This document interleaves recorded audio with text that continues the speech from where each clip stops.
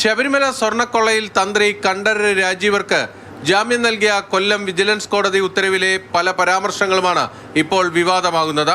തന്ത്രിക്ക് ഈ കേസുമായി ഏതെങ്കിലും തരത്തിൽ ബന്ധമുള്ളതായി തെളിയിക്കാൻ കഴിഞ്ഞിട്ടില്ല എന്നാണ് ജാമ്യ ഉത്തരവിൽ പരാമർശിക്കുന്നത്. അതിപ്പോൾ വലിയ രാഷ്ട്രീയ വിവാദമായി മാറിക്കഴിഞ്ഞു.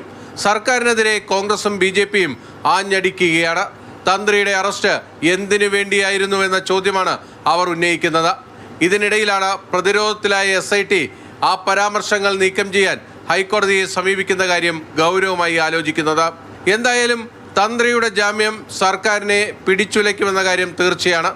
അതുകൊണ്ട് തന്നെയാണ് മന്ത്രി P രാജീവും CPM സംസ്ഥാന സെക്രട്ടറി MV ഗോവിന്ദനും തന്ത്രിക്ക് ജാമ്യം നൽകിയ ഉത്തരവിനെതിരെ രംഗത്ത് വന്നിരിക്കുന്നത്. ഒരു കീഴ്ക്കോടതി നേരെ ജാമ്യാപേക്ഷയുടെ പരിധിക്ക് പുറത്തേക്ക് പോയിട്ട് ഒരു കേസിന്റെ അവസാന വിധി പോലെ പരാമർശങ്ങൾ നടത്തുക എന്നുള്ളത് പതിവുള്ളതല്ല.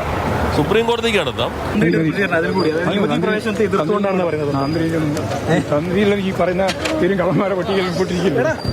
എന്തായാലും പ്രതിപക്ഷം വെറുതെ ഇരിക്കില്ല.